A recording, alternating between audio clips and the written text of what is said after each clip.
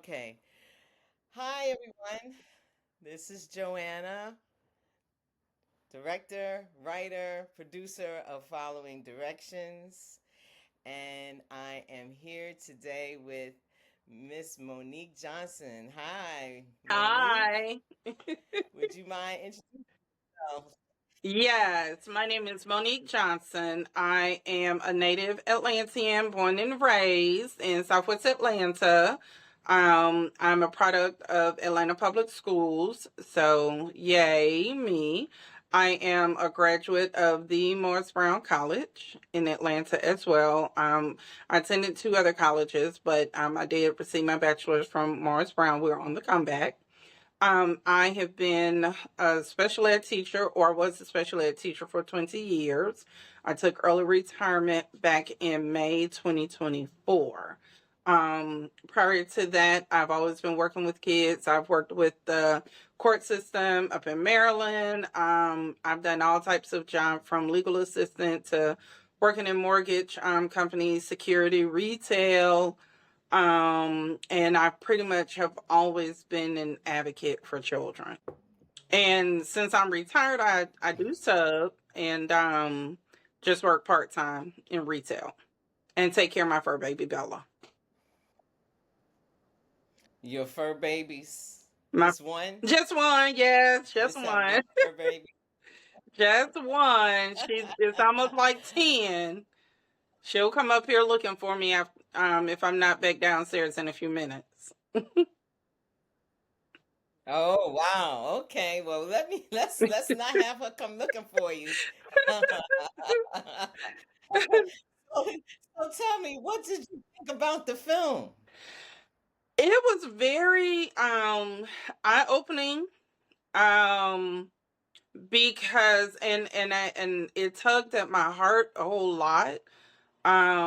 Because finishing up in the district where I've been for the past 6 years, which was kind of like a mixed demographic, the way that young man was treated, I saw that in my last district. My other districts were all pretty much one demographic, be it the teachers as well as the students. But the last six in the district in which I served, I saw a lot of not fair treatment to many of our black and brown babies. And watching that video was a reminder for me as to why I just had to walk away.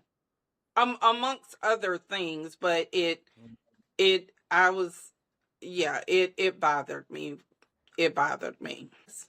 But that movie, that short film, could be or should be part of that staff development for all districts, all school systems, all teachers, just to be in Wow. in your face. Oh, wow. Yes, because that I mean that's reality. That That is happens. the goal. That's the goal. That's the goal. That is the goal. That is the goal. The goal is to get this in front of many people as I can, so they can actually see themselves. Yes, Yeah, yes, I don't think that we're conscious of some of the things that we do and say and how we behave.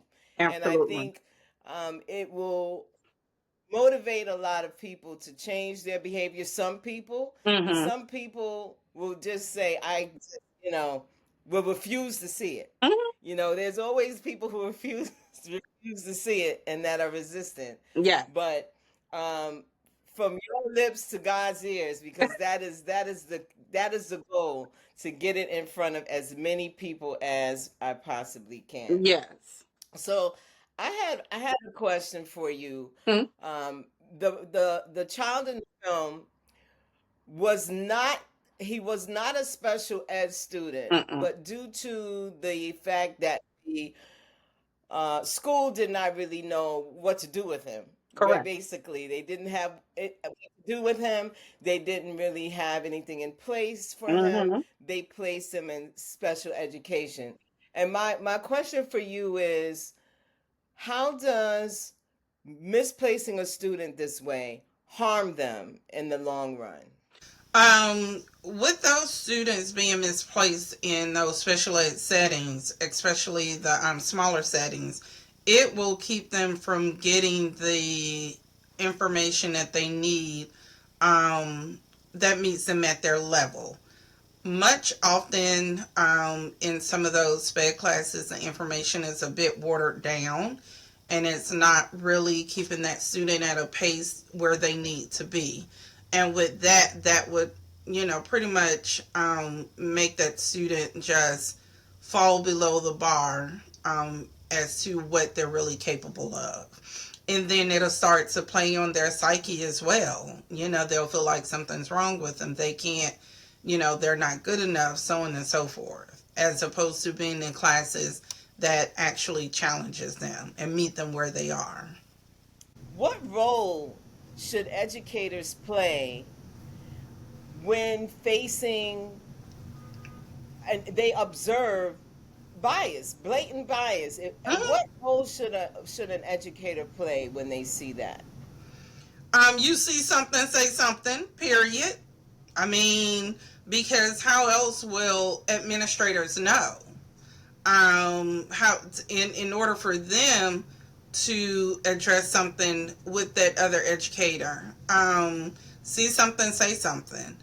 Even when it comes to maybe even letting a parent know, may not necessarily say, hey, this is what I saw, or just giving that parent a heads up to make sure they are tuning in to what's going on in their kids' classroom. Asking questions. I mean, just asking questions and advocating for your child. Now, you don't always have to, well, he told me, you did. No, ask questions from both sides. That's how I grew up. If I came home and said my teacher said something, first thing got my parents' mind, well, what did you do? Now, granted, parents don't do that anymore, but again, we need to start checking from both sides. And yeah, just advocating for the kids. Do you feel like most parents know how to properly advocate? They don't. And especially depending upon where they are, where they live, the school district. There are some areas where some of us are still oppressed almost. I mean, sadly or believe it or not. And then there are other areas where with one demographic, they just feel like, oh no, y'all will just take care of my kids and I can leave it up to you. And at the end of the day, you can't leave it up to anybody because that's your child. That's right. So I have another question that's really about bias in education, and based on your experience, how do biases impact the way a child is evaluated from the first place? I'm sorry. Yes, baby. I was trying to get it back to you in time. I'm sorry. I'm so sorry. No, it's all right. It's quite all right. Jesus. Because it can really be used against students. I mean, I had incidents like that in my previous school, elementary, and for whatever reason, it took me coming on the scene and asking questions, and especially as a special ed teacher, I had a kid, brilliant, and I do mean brilliant, test scores out the box. And then when asked why he had an IEP, nobody could tell me. Well, it was stated that because of his behavior, they more or less coerced his parents to get the paperwork so that he could be protected, because without it, if he gets in trouble, that'll just make it bad for him. Well, I later on found out there were some family issues that took place that nobody addressed. So he was acting out. Right. He was acting out. And again, when I'm raising these questions, it's like, yeah, well, no, not all well, no. And his parent later admitted that he was more or less pressured to get the IEP, so on and so forth. And I'm looking at these same individuals who helped make this decision like, you're kidding. Like, you've got to be kidding me. If you knew this was not right, why would you even do it? And one of the administrators, who just a lady, did say that she felt bad about it. And I was like, oh, well, too late. Like, he did not qualify, but you all still felt it was okay to draw this paperwork up. Well, I don't know if you're aware that this film is based on something that actually happened to me. Okay. Children. Okay. Some of the things that you see in the film actually happened. Wow. The words that these people used, even though it was a long time ago when I sat down to write it, I could remember them very clearly. The trauma that exists for me, and I'm sure as it exists for my child. We've learned how to cope with it, but it's still very fresh. And yes, I can recall everything. If I saw those people, if I saw them today, yes, in the street, yes, I would know it was them. Yes, of course. I would approach them in a way that I would have to say my prayers first, but I wouldn't let them go. I wouldn't let them get away without me saying anything to them. Yes, because it made a time that was already difficult even more difficult. Yes, unnecessarily. Yes, and it happens more so than what people really think. Yes, I'm so glad that you agreed to talk to me today, because you guys are you're pushing me forward, because I know we need to do something about this. So let me ask you, what advice would you give counselors, teachers, anyone who's in education that happens to see this film? First of all, we need them to come see it. Yes. So we need you to come to PVIFF on October 18th, that's a Saturday, to see Following Directions and get to meet Santana, who plays the young man. Okay. That's number one. We need everyone to come out. And I want you to meet me too, but I really want y'all to meet Santana. Okay. Okay. And the whole cast is beautiful. The whole cast was beautiful. But he was so... I mean, he just acted like he'd been doing this forever. Yeah, he was great. He was great. Yeah. So that's number one. But what would you then encourage people to do after they see this? Just be an advocate for the kids. I mean, that's our role, especially our younger babies. But as long as they're in our care from PK through 12, advocate for them. Understand that these kids, like, they don't all come from the same background as we do. Stop assuming that, they're getting the best of whatever help at home. I really wish there was a pill for certain individuals who teach children that are demographically different from them. I'm trying to find a nice way to say it. We know what you mean. Okay, because I mean, you have to know how to teach our babies. You have to know how to deal with them. You have to know, just how to handle them. I don't have any other way of putting it. Like, just because what I used to see a lot in my old district, it was a Title I school, and with the teachers, because they were living in a $300,000 home, and these babies live in apartments. Oh, they're at poverty level. Oh, like, no, they're not. No, no, they're not. Like, stop thinking that.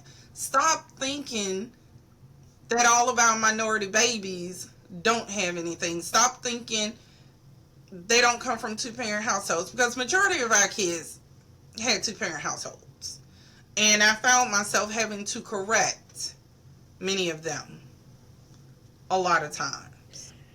It makes me wonder, just like one of the characters says in the film, why work in a school if you don't care anything about children? There you go. And that's the biggest part of it all. If you can't care about all children, go find another job. If you can't care about, I don't care if it's retail.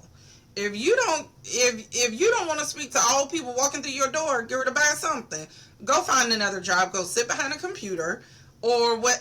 Better yet, just go stay in the house and collect some other kind of check. Because at the end of the day, you have to deal with all people. Right. And especially when it comes to our kids. I'm a huge advocate for our babies at the end of the day. And I mean, and even for the parents, because they don't know what they don't know. And especially with this special ed stuff is concerned, a lot of them just don't have a clue. It does not matter how educated the parent is. Some of them some are embarrassed that their child even has an IEP, because, for the Black household, it's kind of frowned upon if we have to see a therapist or if we have to get extra help. And no, it's not. Get what these people are giving you. Your tax dollars are literally paying for it. But we need to be our kids' biggest advocates. Just at the end of the day, looking at report cards, pulling out those folders, asking questions, all that stuff. And even with counselors, I mean, for the most part, you know what your job is. Let's do it. Like the school I was at, the principal more or less allowed the counselor to pick and choose what roles she wanted. Yeah, exactly. Yeah. Yeah. Because even when I asked the question about the kid, who had gone through some family childhood trauma, I asked her. I said, so you didn't even think to get this boy counseling? Well, I mean, nobody really thought he needed. Yeah, but this little girl right here, which just so happened to be a different skin color, she just mentions one thing of something, and now you feel like she's got to come in here? No, ma'am. No, ma'am. I said something about that just doesn't sit too right with me. And I do not have a problem with letting them know, or I did not have a problem with letting them know how I felt. I was kind of like the outsider, the city girl coming into this small town. Yeah, you really about to find out. Right. So, Right. yeah. Well, if you can sum up following directions in a couple of words, how would you do it? What would you say? Um, I just say eye opening. It's a very eye opening, hit you in your face type of film. It's reality, and hopefully one that when people see it, they would say, "Wow, what do I need to do? Let me check myself."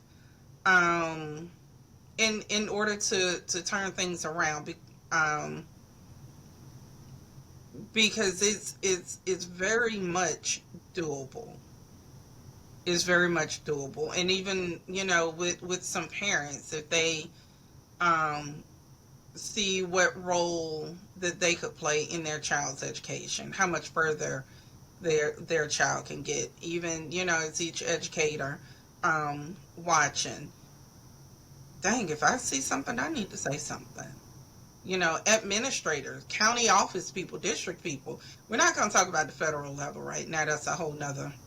Oh no, It's a whole nother beast. that's But not. baby steps. But yeah, if people could just say, "Wow, this really happens," because I think what happens is let's say you have a district where pretty much your demographic is 98% black and brown babies. They may not see what's in that video, but in your smaller rural areas, or maybe even districts where the demographics for our black and brown babies are not so high, that's where it's happening. And I'm going to say, I can almost guarantee you 99.9% of the time. I can almost guarantee that. Hmm. Yeah. Yeah. Well, I thank you so much You're for. welcome. I thank you. Ooh, I really appreciate it. You know, there's so much that is a part of this film, right? Mhm. The work that went into making it. Mhm. Um, my sister, who just recently passed, worked with me on. Mm. Oh wow, sorry to hear that. Yeah, so there's that, and Mhm. there's the personal connection that I have with it, and there's also just hearing this same story over and over and over and over and over again. Mhm. I'm even hearing this from people who don't look like me, Mhm. that their children who need help because they have some other form of a disability or need some Mhm. other type of assistance, they Mhm. are being treated this way as well. Yep. Yep. Mhm. So I think with your guys supporting me, we're going to take it where it needs to go. Yeah. Most definitely. And I appreciate you so very much. Oh yeah, you're welcome, and I'm glad we were able to get through all the technical difficulties and stuff. Same here. Mhm. Thank you. You're Thank you. welcome. Thank you. I appreciate it.